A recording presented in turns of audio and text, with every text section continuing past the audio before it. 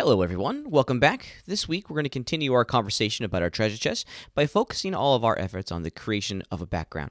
Now that we have the rough overall shape of our treasure chest done, we've put some stuff inside of it, it's time to really start thinking and considering how the rest of our scene is going to look.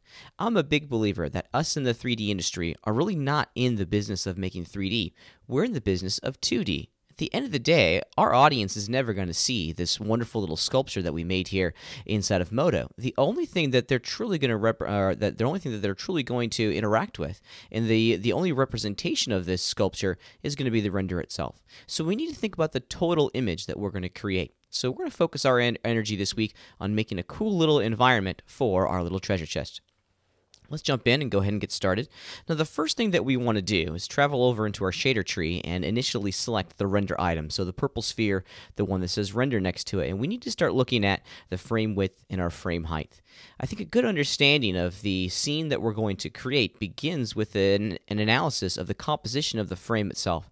And I always model to what the render camera is going to see. We only want to make what the render camera is going to see. We're not trying to make everything. We're only trying to make the stuff that we know our audience is going to work with. So for me, my frame width and height is going to be 1920 by 1080, so a traditional 1080p image.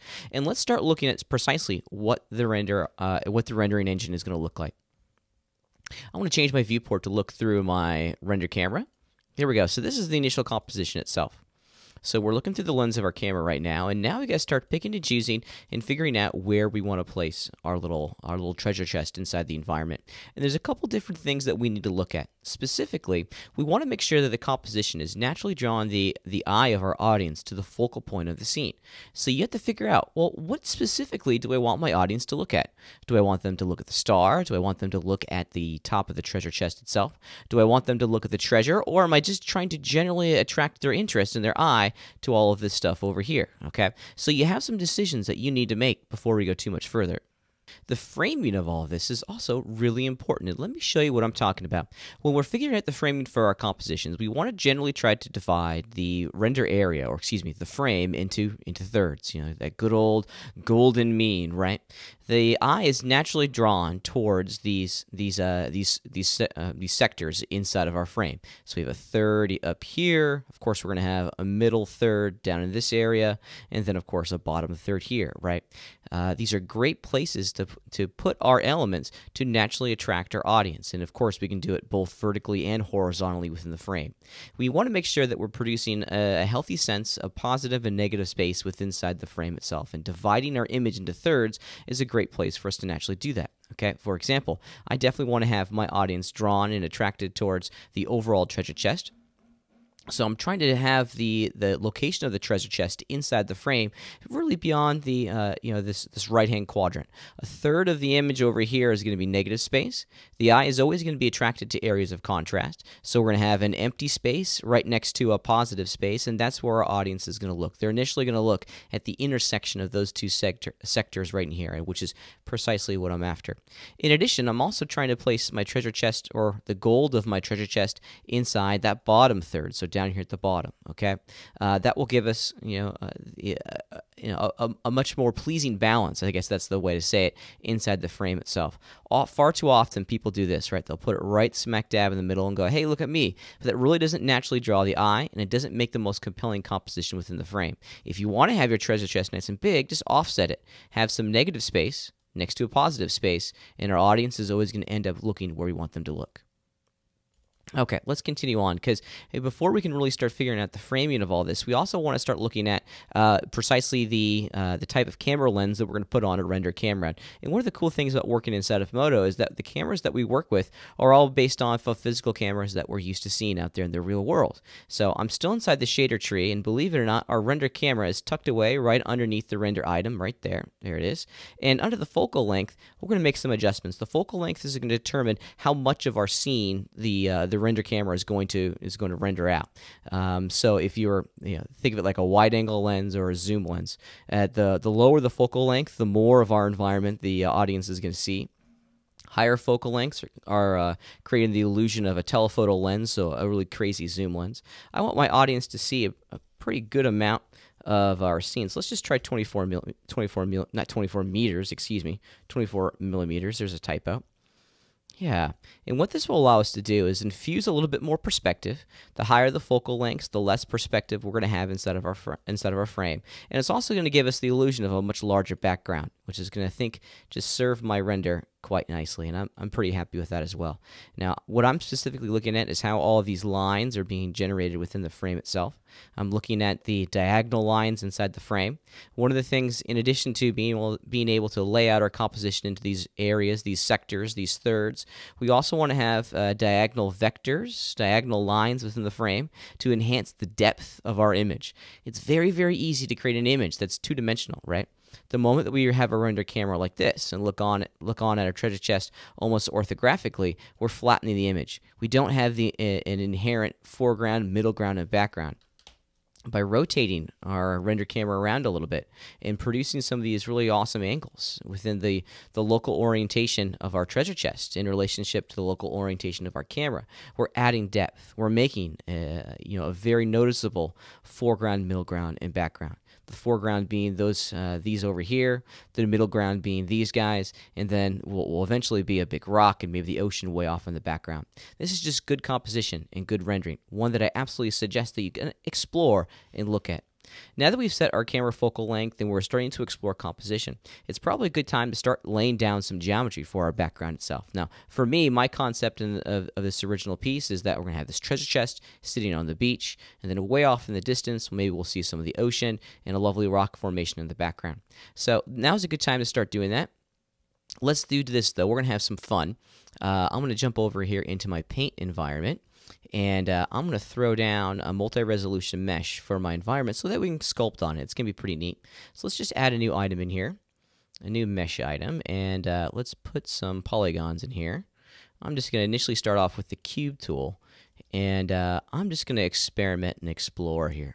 Okay, we'll just initially start like that, and let me turn off my grid so we can see it a little bit easier. Yeah, very cool. Now, at this stage, I usually like to split my viewport so I get a really good understanding of precisely what the render camera is going to see. I want to have a perspective viewport that'll allow me to continue to work quickly, but I also want to have a viewport that allows me to see precisely what's going on. And real easy in Modo, just go to the upper left-hand corner of our viewports, this gold dot way over here. If you hold the Control key down and then left-click and drag to the right, you can see that I split my viewports. You can also do it vertically by left-clicking and dragging down. Now over here, we're going to change this one to render cam. So this is precisely what is going to be seen. And now I need to start making some decisions because and it's probably a good idea to start blocking things out right about now. I can already see that based on the angle of my lens, okay, that lovely wide angle lens, and the orientation of my camera within the scene, we're getting a kind of an undesirable result. I can see the edge of my environment way off over there. So let's go ahead and do that. That's kind of cool. But, it's just too straight. I'm not digging it. We like to have vectors, but that's just way too perfect. And if this is a beach, there'd be natural curves and what have you. So let's start exploring this a little bit. And this is the cool thing about having a viewport where you can see precisely what the camera is going to see, is that we can start doing some art direction on the fly and figure out precisely where I want some of these changes to take place. Like I think over here, I'm just slicing here, nothing magical. Doing some loop slicing. What if I did something like that? I'm just experimenting.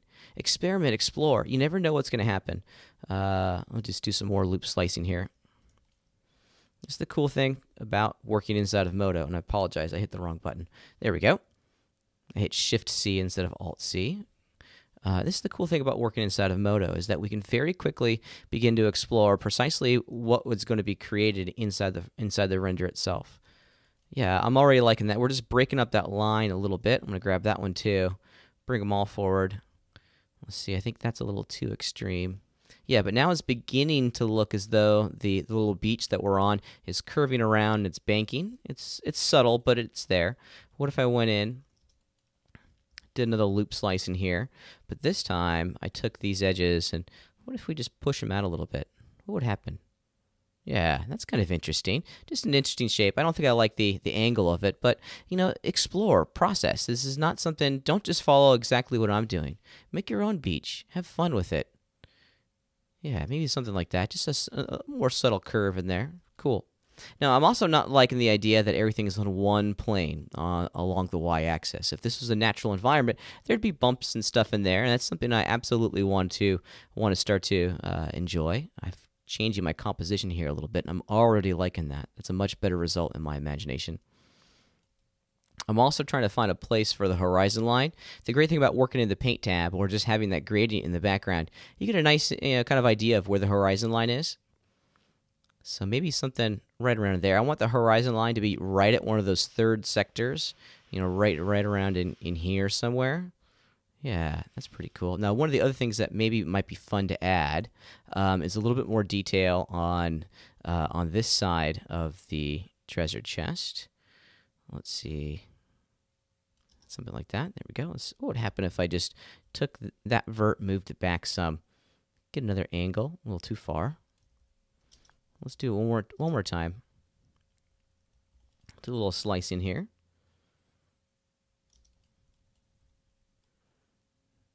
Yeah, just something a little bit different. I just had an idea that might be kind of fun. What if we added another cube in here and made a little shelf, if you will? That's the best way I can describe it in my imagination right now. I'm just experimenting with form. Yeah, maybe there's a little sand dune behind there. Let's see what happens. Yeah, that's kind of cool. Now, I'm just trying to block this out and get an idea of what the overall form of this is going to look like. It's important that as we do this, we give ourselves the process time and an opportunity really to explore these shapes and to explore these forms. So give yourself that opportunity. Work in as low resolution as for as long as you possibly can. And just explore, have fun. This is art, by the way. I think far too often we get hung up on the technical side of 3D art. Polygonal flow, managing curves, all that stuff is important, don't get me wrong. But this stuff is also really important too. What if we bevel that out? Create a different plane change in there. Yeah, that's kind of cool. Maybe the same thing on this side. I am not worried one bit. Ooh, I like that. I am not worried one bit about polygonal flow right now. That's not something I'm really focusing my energy on. I'm just trying to get an idea of what this thing could look like in the final render.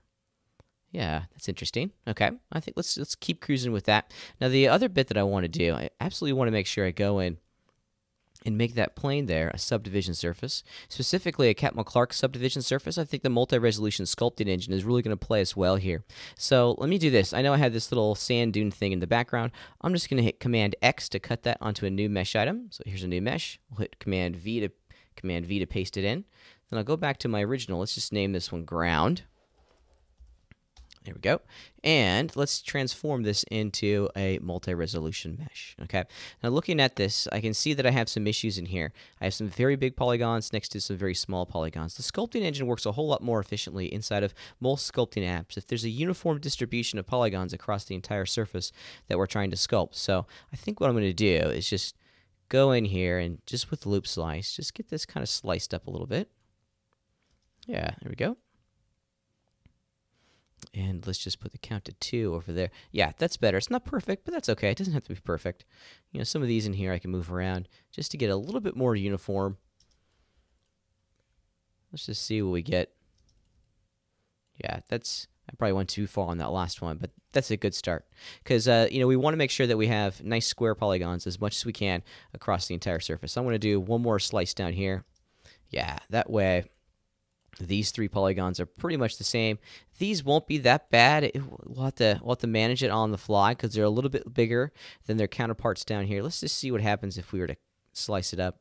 Yeah, I think that's better than the other result. Now they're a little bit more uniform in shape and size in comparison to their neighbors. So I think this is a good preparation for our mesh so they can sculpt on it.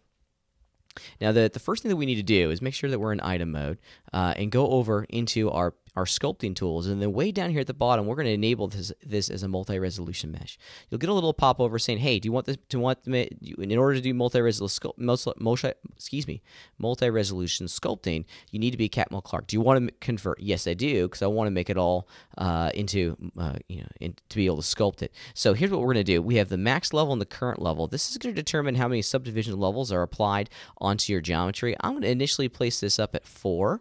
But I'm going to put my current level down to 2. That way, I can work with some pretty low detail work initially, and then as I continue to go through the sculpting phase, I can add some more finer detail at the higher levels. So let's go ahead and do it real fast. It's really, really easy.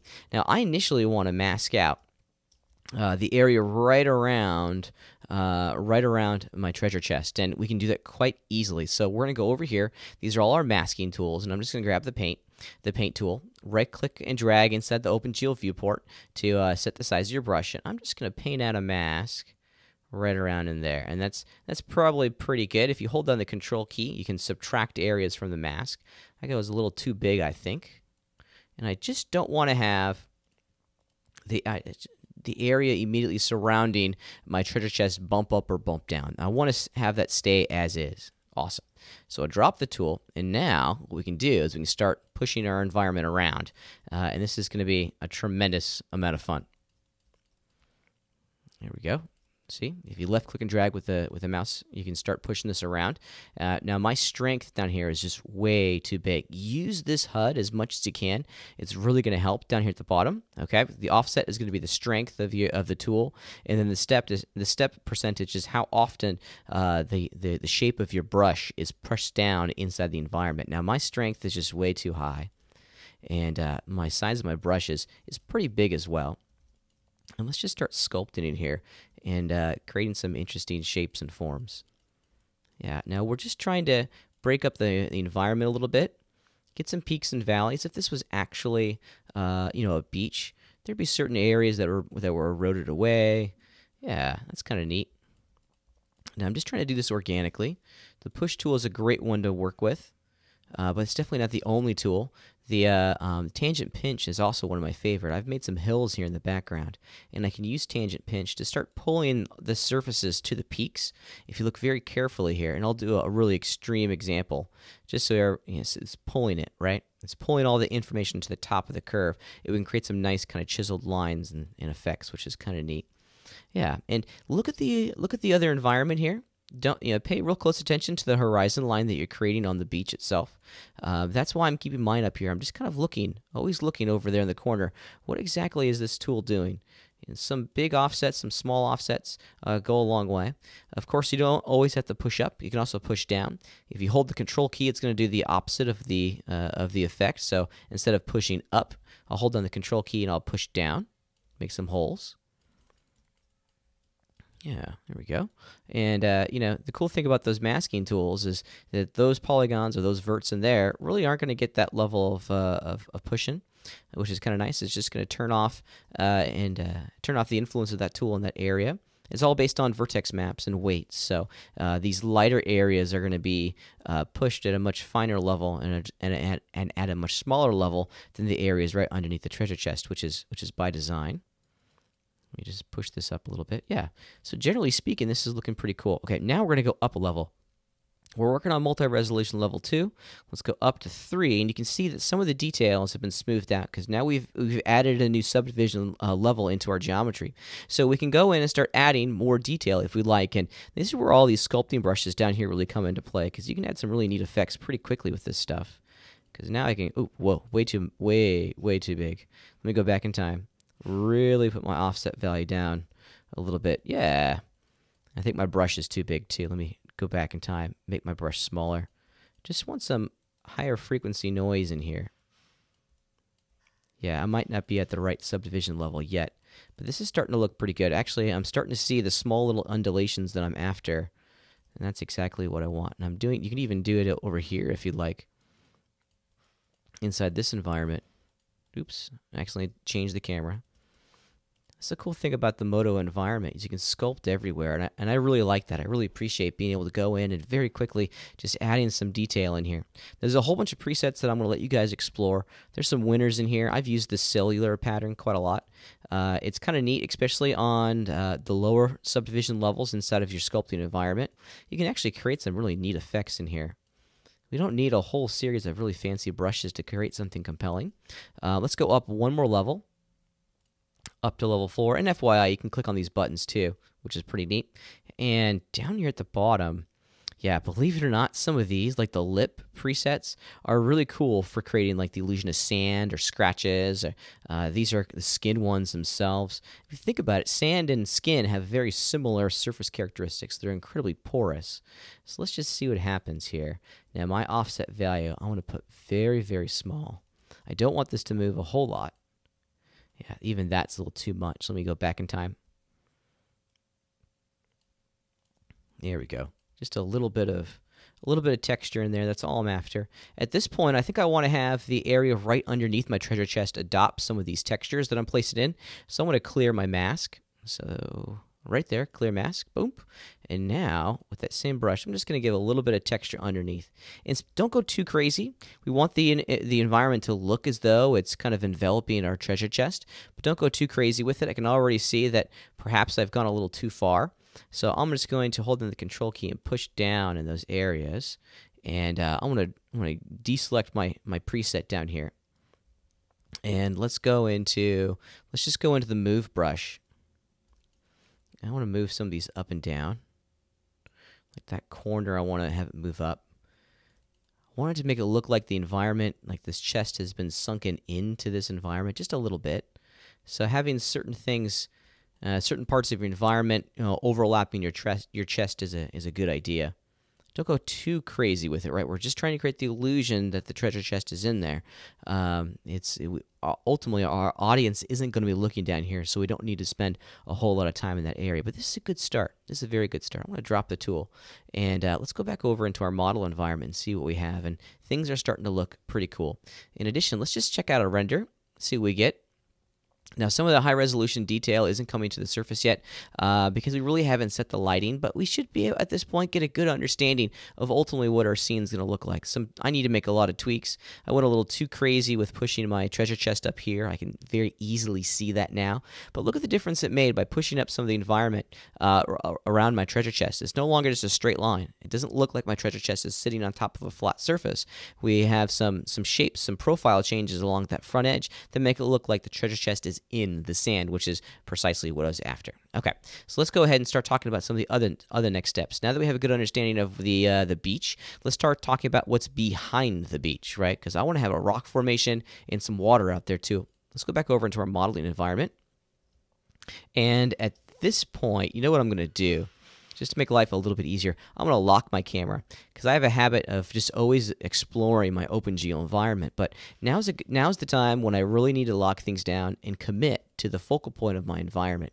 So going to the item list and selecting our render camera, which in our case is just called camera, will allow us to lock this guy down. And there's a couple ways that we can do this. The easiest way is to select your camera inside the item list, right-click on it, and then towards the bottom of this contextual menu, we have lock and unlock. And you'll get a little padlock icon next to the item.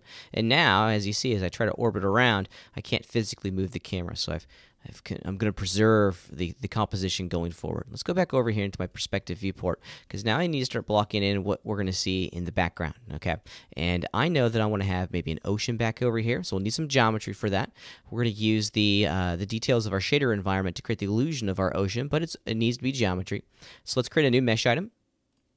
And then on that new mesh item, let's just draw down a cube. There we go.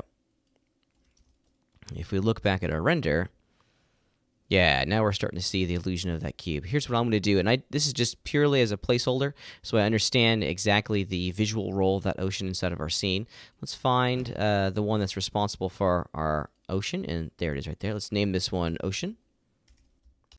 And now I'm going to select all the polygons on that object and assign them to a material so I can start understanding the impact of this polygon inside of our scene. So let me just grab that polygon down there, hit the M key, we'll call this one Ocean. There we go, and now everything's working, and I just gave it a lovely little default blue value, and oops, looks like our environment got sculpted a little bit too low over here, but this is why we do it. This is why we go through this process, so we can very, very quickly understand the spatial relationships between all these elements. So, path of least resistance here is not to fix our environment, but the path of least resistance on our ocean layer here, on this polygon, is just to slice it. There we go, maybe somewhere right around in there. Wonderful. Let's go back into render. Yeah, our problem's been resolved, and now we have a lovely ocean scene in our background. Now we'll have to do some additional sculpting on this. We're getting a very noticeable end of our ocean environment way off over there on the left-hand side. So I want to push that back. Let's go look at our render. Yeah, now our horizon line is kind of never ending over that way. We get to pick and choose where we want that horizon line to be with this ocean, so we can push it back even a little bit more. that back edge. Yeah, now we're getting a much different illusion. I'll let you guys continue to explore this, but I'm generally pretty pleased with where that back edge is going to be. But I want to have maybe another kind of large rock outcropping over there, just to get a better understanding and a better illusion as to where something in the background. Because we want to have a negative space, but we also want to have some elements in the background that draw a little bit of visual interest within the scenes. Let's just go ahead and create that real fast. This is just placeholder geometry. Remember, at this point, it's not about creating final geometry. It's about creating an understanding of what the render item is going to be, or what the render is going to look like. And let's make a new mesh item here. Oops, hit the wrong key. Hit the M key instead of the N key. And let's just call this one Rock Bridge. Great. And now I'm just in full-blown exploration mode. How big does this thing need to be to get the illusion that I'm after? Because I want to have one of those classic rock bridges that you see along the coasts. I live here in California, so everything is about our coast in my neck of the woods. And let's do this. I'm just going to loop slice this real fast. There we go. And I want to copy and paste, take the duplicate, move it over here, and then just simply bridge those two things. Those two polygons. There's my rock bridge. It's very, very basic, but where does this need to be in relationship to our render? Where does that object have to go in order to get the illusion that I'm after? Whoa, it's way too big, right? Now, let's just move, rotate, and scale this thing to where I want it to go. I want it to be way off there in the distance, but maybe somewhere right around there. It still looks gigantic, really quite too big. Maybe as an alternative, let's change my action center to selection so I can move it along its local orientation. Maybe we don't see one half of it, just a small illusion over here that there's something there. That's kind of fun. Maybe let's make it a little bit taller too. By working with these low resolution forms, we can much more quickly kind of adapt and understand the spatial orientation of all these elements inside the scene, and we can create something pretty quickly without a lot of fuss and fuss. And that's the whole idea. It's about it's more about working fast, not about working hard at this moment. We're just trying to get a good understanding of what this potentially could look like, and I'm just kind of being creative here and continue to sculpt out some of these details. Maybe there's something like that. There are no straight lines in nature, so I'm just having fun here. What if I take all of these, move them up a little bit, create some interesting angles? Maybe the weather has eroded this one at a much different pace. And yeah, just within a couple seconds here, I've started to create something that's just a little bit more visually compelling. We have our treasure chest here in the foreground, our rock over here. What if we add another one? Let's add another one. I'm getting creative right now. And let's start with a sphere. And I'm simply going to grab that. I'm going to cut those polygons and place them in my rock bridge mesh item. I love that cut and paste. And now let's just get it over there.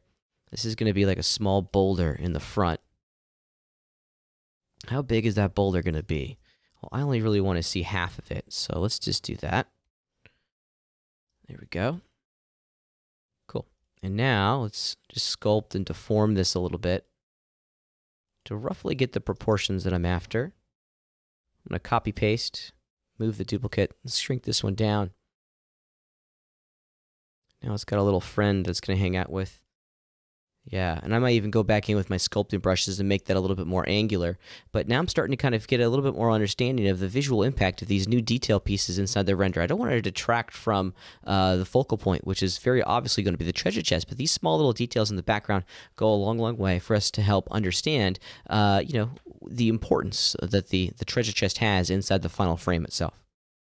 I've just zipped over into my render environment, and I'm taking a look at what that little rock bridge and the little little rocks down here at the bottom are looking like. And, the environment here is really having a negative effect on my decision-making process. This gray horizon in the background, these really intense shadows down here are kind of, for lack of a better word, getting in the way. So at this point, it's a good idea to start kind of setting up some loose lighting schemes. And these are loose, these are not going to be final, but we want to start kind of marching closer and closer towards what this thing is going to look like in the end. understand so that we can intelligently go through our decision-making process. So let's work with this environment and this light over here. Now, the shadow that's creating this light, of course, is our directional light. Directional lights simulate the exterior. They do a really great job of doing the sunlight, creating the simulation of the sun. But right now, we're really not creating an accurate representation of the sun. The color of that light is all wrong. The default color of all lights inside of Modo are going to be pure white. 255 white, but we want to start changing the color to more accurately represent that role, or its role inside of our scene, and its role is the sun. Now there's a couple different ways that we can do this, but I want to make sure that everyone's aware of the physical sun attributes inside of Modo. It's really neat. I have my directional light selected, and in the properties tab, check it out, physical sun. Let's just turn it on. And things are going to begin to look a little bit different, because now what we're doing, the sun is automatically changing its location inside of our scene and the color temperature to match a relative time of day and to actually match a time of day. So we get to interactively change the time and the date, and the placement of the sun and the color temperature of the sun is going to match those two values. For example, if we continue to cruise this light towards dusk, you can see that my shadows are rotating. The color temperature of our light is changing. Let's keep cruising here. And eventually we're going to get into kind of that dusk hour, but this gray gradient in the background is getting in the way. It's the only thing that's not updating, and it's having a negative impact on my ability to understand the light's role inside of my scene. So let's change that. It's really kind of easy. If we go down into our shader tree, pop open our environment, and select our environment material, check it out. Under the environment type up here at the top, we don't want it to be a 4-color gradient. We want the environment to be physically based daylight. And now the background gradient of our environment and all the indirect illumination rays are going to be pulling its color information from that physical based daylight that we created a minute ago with our directional light, which is also very, very cool. The next thing I want to look at is how the certain properties of our light are influencing how it's being drawn inside the scene itself. Okay, so the physical sunlight is pretty neat. In addition to being able to adjust the time of the day, we also get to choose where the solar disk, the actual visual representation of that sun, is going to go. And right now, I've just arbitrarily put mine at a negative 186 degrees. However, if I return that to 0, you can see that the solar disk is way out over here in the back, almost behind my little rock, which is kind of neat. So we get to pick and choose where we want the representation of that sun to be. Okay, so if you wanted to have a nice big bright spot on the horizon as the sun is maybe setting, you certainly could do that by just changing this north offset and figuring out where you want your sun to go. So you get a tremendous amount of control over all these elements inside of Modo. It's pretty neat. It's one of my favorite features is working with this physical sun, and I just love how it interactively changes and updates on the fly, which is just a tremendous amount of fun. I'm going to put this back to maybe right around a negative 180 because I want to get some front illumination. I want the shadow to be kind of traveling away from the audience towards the background. Let's continue to experiment with this a little bit. Placements of shadows are really kind of important because we don't want them to be distracting. They're critical that they're there. We need to have them, but we don't want them to be in the way. So right now, this one is in the way. If you look carefully, we're getting this weird, odd shape coming out of the back side of my treasure chest. This front one doesn't bother me so much, but the shadow that the lid is creating is not too desirable. So I'm going to continue experimenting here with the time of the day and then the location of this. Yeah, that's better. Now we're getting a little bit of a shadow here. This one we're not going to see as much, and it's looking a little bit more pleasing to my eye. Now, one other thing that I would really encourage you guys to change when you're working with your physical sun is this clamp intensity. Right now, all the intensity, the radiance of our lights are being clamped down by a value. If we just turn it to none, it's going to look a little crazy in this particular minute, but let's do replace, and now it's not going to be as intense, right? So if we do clamp, there it is. Just increasing the dynamic range of these lights within inside of our scene. And personally, I think replace is going to work quite well. In addition, you can also change the gamma values of your rays, so you can really make it super saturated one way or another. So I've just put my gamma value at 0.9, and now the illusion that we're creating from our sun is a little bit more saturated with color. So you have options here as to what the color rays are going to look like, what the light rays are going to be colored as they go out into our scene, which is pretty neat. Okay. One final thing that I want to explore real fast is maybe the illusion of fog. This little bridge over here in the background is supposed to be way off in the background, and if you look at a lot of traditional photography, you're going to see some haze, especially in coastal shots. So let's just do that. The easiest way to do it is to go into our base shader, okay? And this base shader is influencing everything below it, so it's going to influence the shading rates of all the treasure chests, the gold coins, of course the ocean, so basically everything, which is what we want. And inside of its properties, we're going to turn on control fog. We want to make sure control fog is on, and then the fog type I'm going to set to exponential, and you can see what we get. I was messing around with these values before we started recording, so I'm at a value of 18.6 meters. It will initially show up, this is the default, as 0 meters, so you get to control where this fog value starts. One other thing that I would absolutely encourage you to do is use environmental color. We don't want to have our fog be gray. We want it to pick up some of the environmentals areas. If you're trying to make a haze, we want it to pick up some of the colors that the background's creating. Really helpful, especially when you're working with physically based environmental colors that we are right now. It's just picking up some of those reds and yellows. And if we were to continue exploring the time of day, those values would update on the fly too. If it was just a default gray, look at that. That's pretty cool. Nice little rainbow pattern in the background. The fog is actually beginning to refract the light a little bit, and it's looking very, very neat. So just a tremendous amount of control. Let's return to my base shader. I might lower the density. Yeah, my density is down to 2 at 10. Yeah, it's a little too extreme at 10. And if we were to bump this up to, what was it, 18 meters? Yeah, now we're starting to get some of that. I may have gone a little bit too far. But just dial in these settings to taste. That's kind of good. I like how the base is a little bit more occluded than everything else. Yeah, and I'm just increasing the distance, or excuse me, in this case, I'm decreasing the fog distance value just to give a little bit more of a fall off there for my fog values, and that's getting better. I still have some work in here that I need to do. We see a very noticeable illusion of our horizon line, so you probably want to mess around with your camera settings in here. Let me just unlock this real fast, my camera, and just tip my camera down. Yeah. There we go. Now we're minimizing the horizon line a little bit better. I'm going to cover that up with some trees here in a minute, but, food for thought. Always be mindful of the horizon. There we go. That's starting to look pretty good.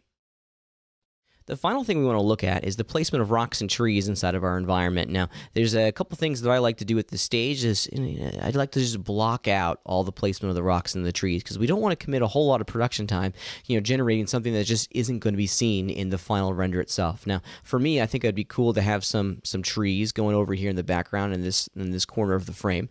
Let's return to our modeling tab and start to block all this stuff out.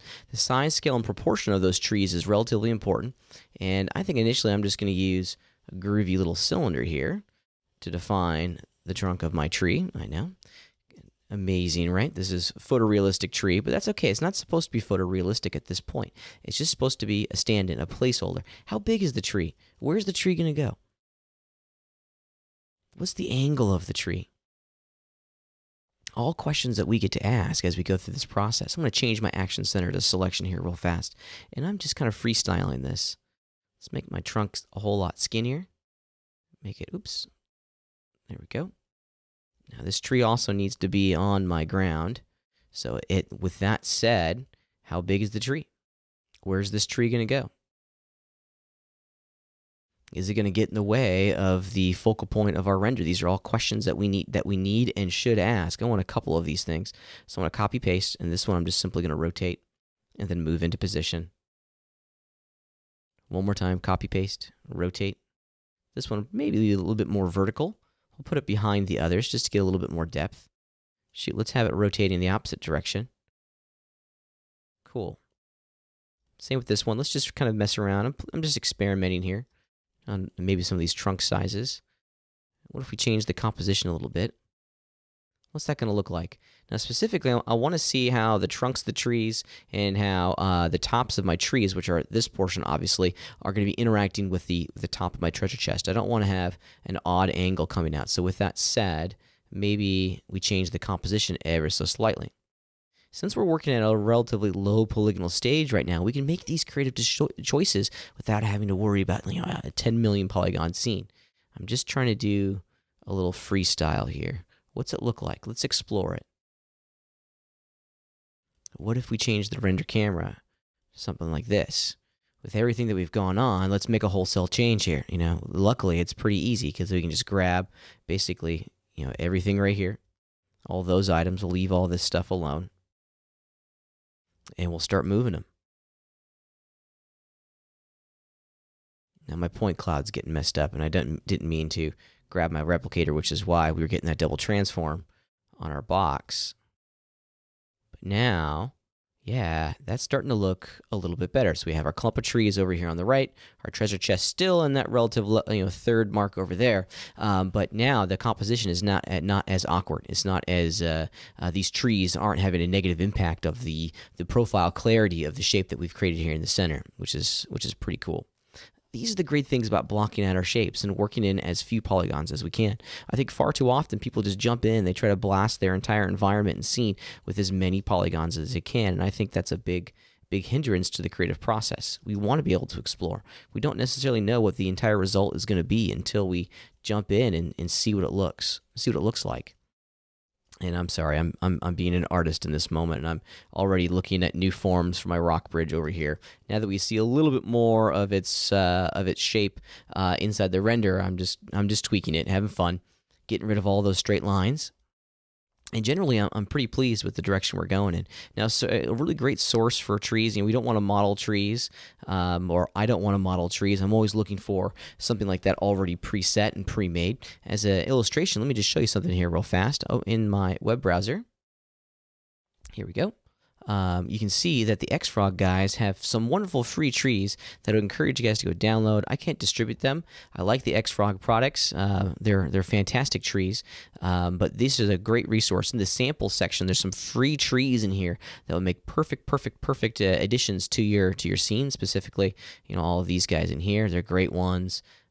Maybe even this Mediterranean fan palm. These are all free ones that you can download. Try them out, and definitely give the Xfrog guys some credit. They have fantastic products, and I can't recommend them enough. I can't give them to you because that would be illegal, but I can recommend that you go download them and see if they work for your scene. I think it might be kind of fun. The last thing that I want to add inside of my scene here are a whole bunch of rocks that follow the environment that I've created. I've used my multi-resolution sculpting system, and I've created some very interesting undulations, if you will, inside of my environment, and it's important for me that the rocks follow that topology. In addition, I want each rock to be a little bit different, so the replicator system is the best thing to use to create this illusion, and I want to do it quickly, but I also want to be able to control very carefully where each one of these replicas are placed inside of my environment. So let's just go ahead and jump in and do this. I'm going to first initially create a surface particle generator. Last week's conversation mentioned that one of the things that we need in order to access the replicator system is a point source, and surface particles are going to give us that point source. So if we go back into our Add Item pull-down menu, Particles, Point Clouds, Surface Particle Generator. There it is. Awesome. Now, one of the properties that we need to enable inside the Properties tab is an input value for the surface source. And, of course, that one's going to be our ground. There it is. Now, it may be a little difficult to see, and for that I apologize, but if you look very carefully, we're getting a whole bunch of little orange particles created along the surface, and they're hugging the surface just absolutely perfectly, which is what I want. So we have our point source. Now we need our prototype for our replicator system, and I think I'm just going to use some mesh presets that come with Modo. So I've gone over here into my layout tab, and I'm in the organic folder, and then there's a rock subfolder inside of that, and check out all of these wonderful little rocks in here. These are good little presets, and let's just do, I don't know, this one. We'll double click on rock 4. And while I'm going to change my selection set over here to polygons and just make this thing big because it is gigantic. I don't want it that big. Awesome. Wonderful. That's a good starting point. Let's go back into our model environment and add our replicator into the mix so we can start hooking all this stuff up. Particles, replicators. Since we have 2 inside of our scene, let's do this one called rocks. And let's start hooking it up. We got prototype is going to be boulder 4. The point source naturally is going to be the surface particle generator, and bam, there it is. Now, don't freak out. I know a lot of you guys are saying, whoa, that's a lot of particles, and that's a lot of rocks, and there it is. So let's start kind of refining this a little bit. Under the surface particle generator, let's change the average spacing value. That's going to determine the distance between each one of these rocks, and I accidentally hit meters. It's supposed to be 400 millimeters. There we go. And as you can see, now we don't have as many particles being drawn inside the frame itself.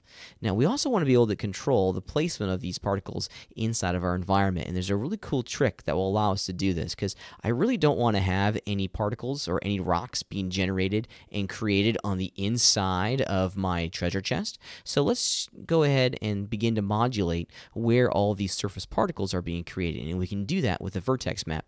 Let's go back into my ground mesh item. And under the Lists tab, I'm going to add a new weight map. Hit Add New. We'll just call this Rocks Distro. Awesome. And let's change our viewport to look at all the vertex map values. And right now, it's all greens. That means each one of the verts on this mesh item has a vertex weight of 0%. Rocks are going to be generated on verts that have a positive value. Right now, they have no value. So let's do this. We're going to change all of the weights of all of these verts at the exact same time to 100. So I don't have anything selected, so that means everything is going to be edited. If I go to the vertex map pull-down menu, the weight tool, let's punch a value of 100% over here into our tool options and just simply click. Now, there we go. Now everything's gone red. To interactively see this process, it's actually going to be a whole lot of fun. I think you guys will dig it. Let's go back over into our surface particle generator. And inside of its properties, we have this density VMAP section. And we're just going to load in the rocks distro map that we just created. Now, as you can see, nothing has changed. So let's go ahead and do some changes in here. Let's look at my scene from the top. And I don't want any particles right around kind of the interior of my treasure chest. So I'm going to add a fall off, a radial fall off. And simply left click and drag that fall off, and decided to draw on the outside. It's difficult for me to see right now. Let me just do that. There we go. So I get good understanding of my tool handles. There we go. Somewhere right around in there. Awesome. Now let's go back into our vertex map pull-down menu, the weight tool, and we're going to plug in a value of -100. And then we'll click. See how it immediately started to remove the particles in this area? We're modulating where the density of these surface particles are being created with that vertex map. Over here, it's all 100, right? But on the interior of this circle, we're getting a value of -100. Let's make this a little bit smaller here. I think I've gone a little too extreme. Yeah, we just don't want any on the inside. And you can see that all of those particles are being updated on the fly as I mess around with that fall off value, which is exactly what I want. Let's drop the tool. Let's dismiss the fall off by putting it back to none. And we're on our way. Okay, cool. Now it's just a matter of tweaking the average spacing of our particles, and things are looking quite good. There's a lot of rocks over here. So maybe let's try 2 meters. Yeah, just a couple rocks being generated around in our scene. And of course, we can go back to our replicator and add, let's see, add a little bit of random twist in here. So now they're all facing different directions. And of course, we want to have some random scale. Some big ones, some small ones. You know, we can have fun with it. Yeah, just some random scale. Wonderful. Pretty neat. So you can have a lot of fun creating all these lovely rocks inside of our environment. Now, I have a tremendous amount of work that I still need to do to get this up and going. But ultimately, what we're creating here, yeah, some of my rocks are starting to come in. Ultimately, what we're doing is we're layering detail, and we're always thinking about what the final render is going to look like at every single stage of the game. I have some work in here that I need to do. I'm not too pleased with the size of my rocks. I want some more variety, so I might throw a couple more replicators into the mix. I need to put my new trees in here and continue refining the model for the background rock bridge. But overall, I'm generally pleased with the direction that we're headed in with this render. Next week, we're going to spend all of our time talking about how to texture this thing and really understand the nuance of the procedural texture generation system here inside of Modo. As always, if you have any questions or if you want to post your results to the forum, I'd love to take a look at what you guys are making. Part of the process of learning 3D art is getting some feedback and really letting other people see the things that you're doing well and the things that we need to improve upon. As a community of artists, we can work together and grow and really ultimately create something that will serve your best interests moving forward. Thanks a lot, everyone. We'll see you next week.